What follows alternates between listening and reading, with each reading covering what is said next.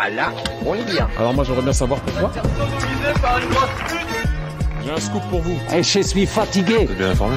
C'est les émotions en fait. C'est... Président ou pas, m'en bats les couilles. Je suis fatigué. Allez nous casser les couilles là.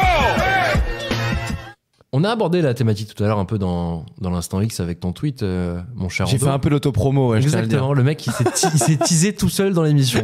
Bravo, chapeau. Il est fort parce que je suis sûr qu'il y a des gens qui sont restés juste pour ça. Mais exactement. Oui. Moi, je devrais faire et ça. ils disent, mais Non, attends, je sais. ça arrive quand la VAR de Mais luxe j'en suis là conscient.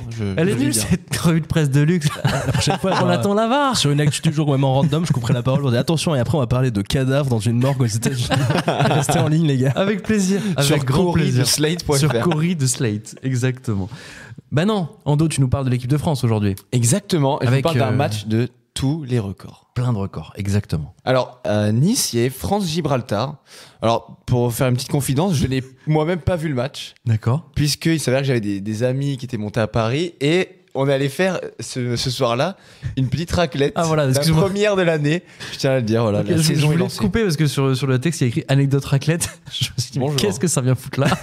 Et le problème, en fait, des restaurants de raclette à Paris, c'est que souvent, t'es dans un sous-sol, cher. en fait. T'es dans une cave un peu à l'ancienne et tout, t'es dans les premiers arrondissements de Paris. Ok, ouais. Très vieux jeu, le resto, etc. Ok, je vois. Et le problème quand t'es dans ces sous-sols, c'est que t'as du coup zéro réseau.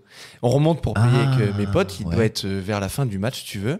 Et du coup, on se dit, ah, mais c'est vrai, il y a le match. Quelqu'un qui sort son téléphone. Et là, on regarde le score. Et là, on voit 12-0.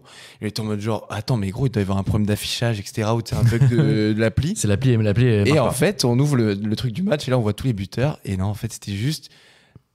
Bon, là, une rouste mémorable. Ah oui, Et une grosse roast, oui. on s'en souviendra parce que du coup, plusieurs records étaient battus ce vendredi. Le premier, déjà, qui a marqué tout le monde, c'est que le record de la plus large victoire de l'équipe de France, de l'histoire de l'équipe de France, s'est donc été battu. Donc 14 buts.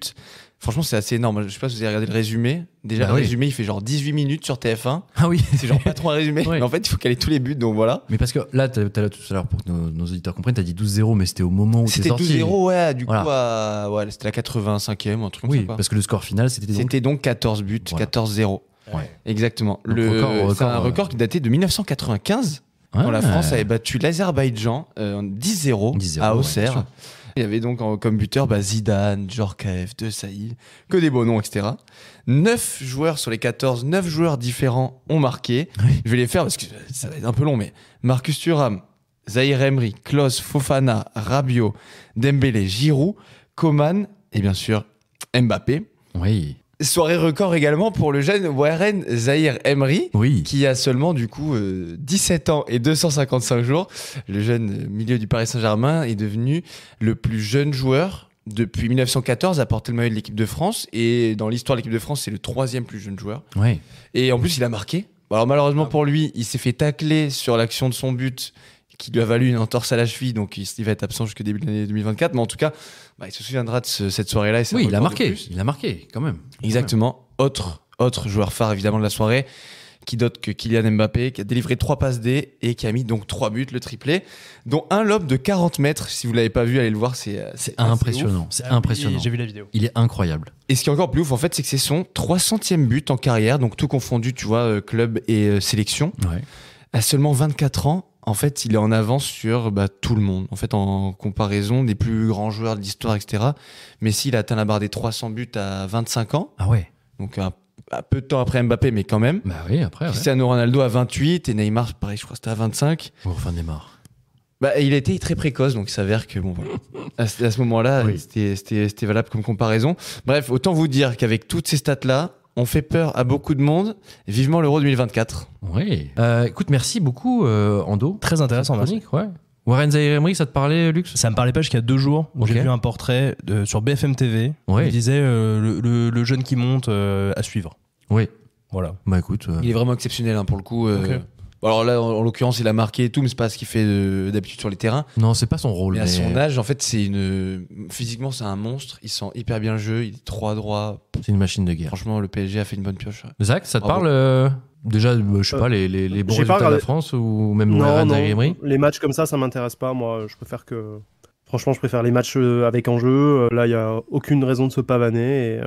J'ai Bon, c'est quand même encore la un finale record. C'est dans quand même un le. record. J'ai encore la finale dans le nez, moi. Si Ah. tu veux, donc. On va bientôt fêter l'anniversaire de la finale, hein, c'était le 18 décembre. Aïe, aïe, aïe. Voilà, C'était c'est ça. pour l'Argentine. Donc, Le seul mec qui était content au travail, c'était lui.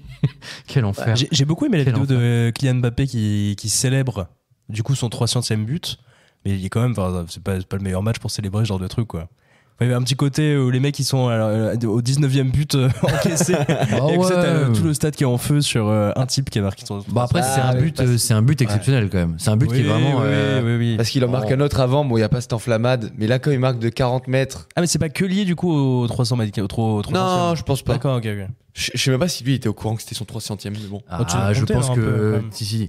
Non, après, lui, c'est du style à compter quand même. Ouais, et même, Il a un enfin, peu je pour pense les que records. tous les footballeurs savent très bien où ils en sont. Mais Giroud, il connaît parfaitement ses stats tout le temps. Giroud par qui a exemple. encore amélioré le record de but de l'équipe de France. De toute façon, il est seul Il a un devant. doublé, Il est hein. seul devant, donc. Et j'ai lu que Griezmann n'avait pas marqué. Il jouait Griezmann Ouais. Il a pas marqué. Non. D'ailleurs, Non. il y avait des petites critiques qui émergeaient par rapport à ça. Ah ouais. Oui, j'ai vu des tweets de rageux. Un très bon match quand même. Bon, après, il y a pas de. Franchement, c'est pas un match à prendre comme référence, honnêtement. Ouais, non, C'était j'imagine. attaque-défense tout le long Et déjà, du match. pardon, mais pourquoi est-ce que les Gibraltar a le droit de jouer? Ah bah pourquoi ils auraient pas le droit de Pourquoi ils jouer? n'auraient pas le droit de jouer? Bah, pour moi, Gibraltar, ça appartient au Royaume-Uni.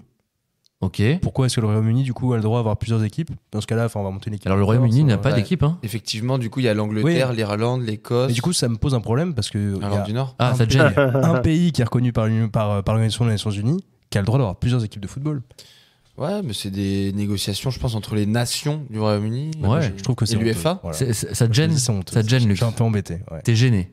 complètement. Il veut pas le dire. T'es pas gêné, il Luc? veut Non, je suis embêté. Ah, t'es embêté aujourd'hui. Je suis au-delà de ça. tu vois. Ok. Bon, eh ben écoutez, c'est que du positif pour l'équipe de France. On espère que. Bah, ça va se jouer entre nous et l'Angleterre, je pense, l'été prochain, à l'Euro. Non.